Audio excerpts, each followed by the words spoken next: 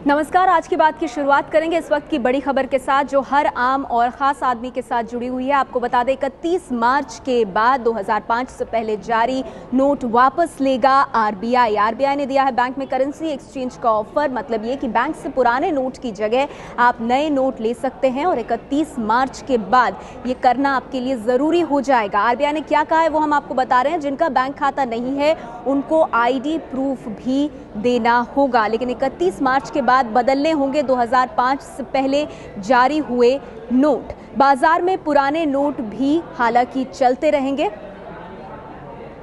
लेकिन आरबीआई ने यह ऐलान किया है कि जिस नोट के पीछे साल दर्ज नहीं है वो पुराने नोट है। आप पहचान कैसे करेंगे? जिस नोट के पीछे साल दर्ज नहीं है वो पुराने नोट हैं 2005 से पहले के और उन्हें बदलने की जरूरत है। हालांकि आरबीआई ने यह भी साफ किया है कि लोगों को घबराने की कोई जरूरत नहीं है और आरबीआई ने ये तमाम अहम बातें कही हैं। मायने क्या हैं इसके, क्यों ये फैसला आरबीआई ने लिया है?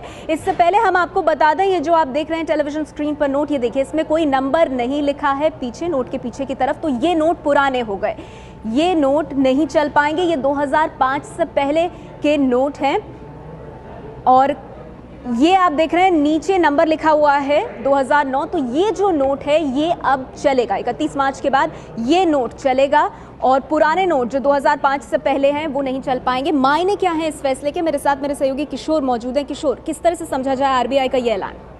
नेहा, पहले तो हमें ये नहीं कहना चाहिए कि ये नोट नहीं चल पाएंगे। नोट चलेंगे, नोट चलेंगे, वैलिड रहेंगे, लीगल टेंडर रहेगा, लेकिन ये वापस करने होंगे बैंकों को। आरबीआई ने ये निर्देश दिया है कि 1 अप्रैल के बाद ये आपको बैंक में जाकर वापस करने होंगे जिन पे साल नहीं लिखा है। जैसे ये 2 नोट हैं, ये 10 का नोट देखिए, इसमें साल लिखा हुआ 2013, इसमें नहीं लिखा हुआ है। ये बिमल जालान साहब जब गवर्नर थे तब का नोट है। इस तरह के नोट जिनमें साल नहीं लिखा हुआ है वो 2005 से पहले के हैं।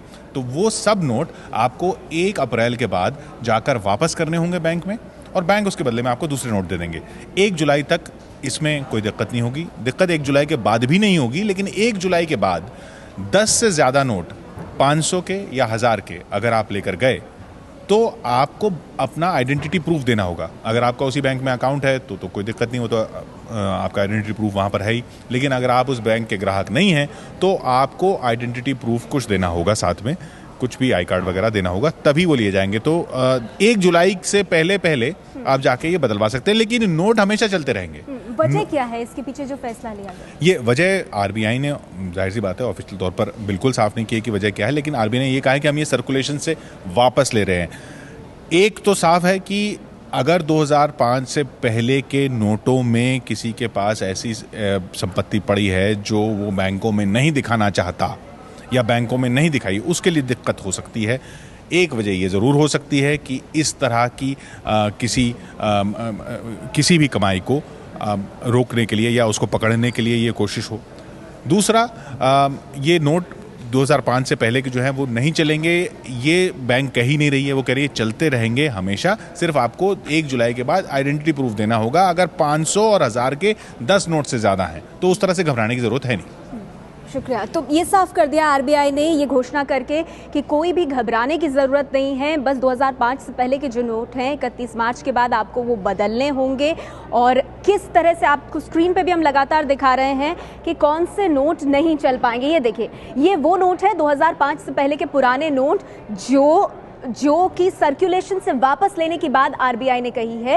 ये चलते रहेंगे लेकिन फिर सर्कुलेशन में दोबारा नहीं आएंगे। ये हैं, जैसे 2009 का ये नोट आप देख रहे हैं, ये चलता रहेगा, इसमें कोई दिक्कत नहीं है। तो पहचान यही है कि जिस नोट में साल नहीं लिखा हुआ है 2005 से पहले के वो नोट, और उनको बदलना होगा 31 मार्च के बाद। ये आरबीआई ने साफ किया और साथ ही ये भी कहा इसमें घबराने की कोई ज़रूरत नहीं है।